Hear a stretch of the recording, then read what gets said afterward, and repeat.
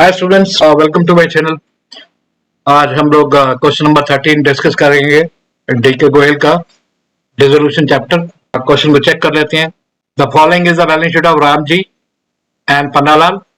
Assets जो है वो डेबिट बैलेंस होता है एंड लायबिलिटीज क्रेडिट साइड पे जाएगा, ट्रांसफर कर सकते हैं। पहला है goodwill. Goodwill goes to realization account. Admission में, रिटायरमेंट में, डेथ में हम लोग गुडविल को पार्टनर्स को डिस्ट्रीब्यूट करते हैं, बट डिसोल्यूशन के केस में हम रियलाइजेशन के कौन सा साइड में जाएगा, ये लॉजिक सिंपल है। ये डेबिट साइड है तो सब आइटम को जितना भी है ये सबको डेबिट साइड में ही जाना पड़ेगा। ठीक है। मशीनरी डेबिट में रियलाइजेशन के, प्लांट भी रियलाइजेशन डेबिट में, डेटर्स 10,800 रियलाइजेशन डेबिट में और 800 जो है रियलाइजेशन क्रेडिट में चला जाएगा बाय प्रोविजन बोल के। बैंक को बैंक अकाउंट में जाना है by balance, sorry to balance debit side में। ठीक है। एसेट्स हो गया। अभी लायबिलिटी साइड में आते हैं। पार्टनर्स कैपिटल जो होते हैं ये सब क्रेडिट साइड है तो क्रेडिट साइड में जाएंगे। Partners capital by balance BD. उसके बाद ये जो रिजर्व है ये डिस्ट्रीब्यूट हो जाएगा पार्टनर्स को कौन सा साइड में, ये लायबिलिटी साइड है। क्रेडिट साइड है तो क्रेडिट साइड में लिख दोगे पार्टनर्स कैपिटल अकाउंट में by reserves. Workers compensation reserve conditional reserve है।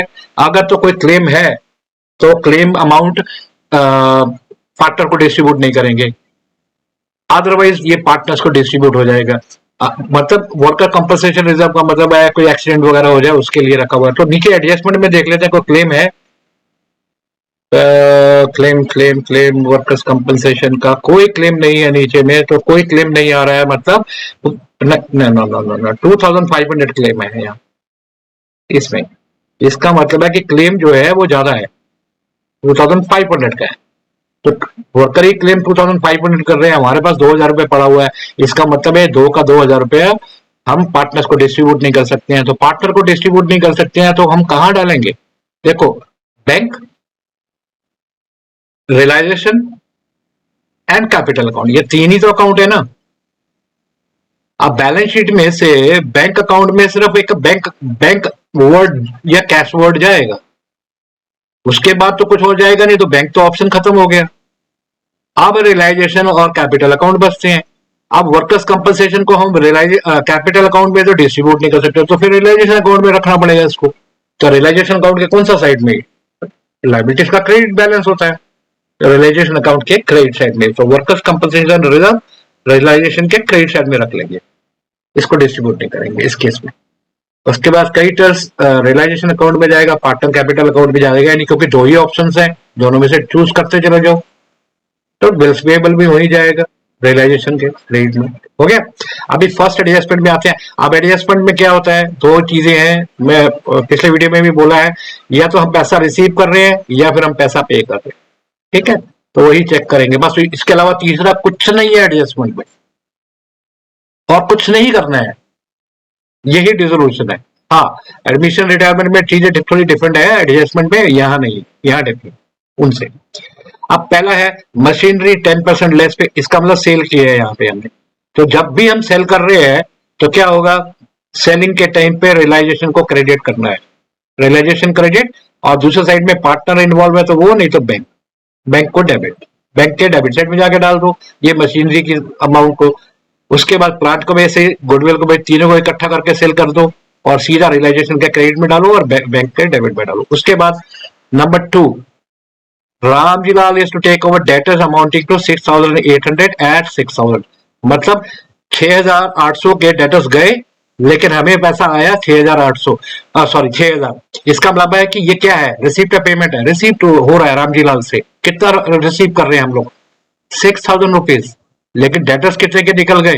डेटर्स 10,800 के हैं टोटल। अब 10,800 में से 6,800 के डेटर्स गए, अब बच गए डेटर्स 4,000 के, वो उससे पैसा आएगा। देखेंगे आगे क्वेश्चन में क्या बोलता है। तो 6,000 रुपया जो है ये हो गया रिसीव, और रिसीव में क्या करना है, रियलाइजेशन क्रेडिट है, और दूसरी साइड में पार्टनर्स कैपिटल अकाउंट, क्योंकि पार्टनर इन्वॉल्व है। And the remaining debtors realize 90% of the book value. तो रिमेनिंग कितने बचे हुए थे हमारे पास? 4,000। इस पे 90% आ रहा है, 90%, इसका 90% निकाल लो, 90% हो गया 3600। 3600 रिसीव हो रहा है। दो ही चीजें हैं यहाँ पर एडजस्टमेंट पे, या तो रिसीप्ट है या फिर पेमेंट है। तो ये रिसीव हो रहा है तो रिसीव कर लो, दो साइड, ठीक है। उसके बाद one bill 6,000 under discount had been dishonoured. Dishonoured का मतलब है कि भाई हमने कुछ पैसा किसी बैंक से बिल डिस्काउंट करके लिया था, आगे से पेमेंट जिसने देना था वो दिया नहीं, अब हमको ये पे करना पड़ेगा, तो ये पेमेंट है। सिंपल 600 रुपए को पे कर दो, पेमेंट हो गया रियलाइजेशन के डेबिट में। पेमेंट जो भी होता है उसको क्या करेंगे, उल्टा करेंगे, रियलाइजेशन डेबिट करेंगे एंड बैंक को क्रेडिट कर देंगे। बस 600 वहां डाल दो, ठीक है। इसी तरह से bills payable of 2000 to be assumed by Pannalal. तो बिल्स पेबल को भी पेमेंट हो रहा है यहाँ पे, तो रियलाइजेशन को डेबिट कर दो, बट दूसरी साइड पे क्या करेंगे, बैंक अकाउंट की जगह पे क्या कर देंगे, पन्नालाल डाल देंगे, क्योंकि पार्टनर जब इन्वॉल्व होता है उसका नाम। उसके बाद creditors were paid at discount, ये भी पेमेंट है, पे कर दो।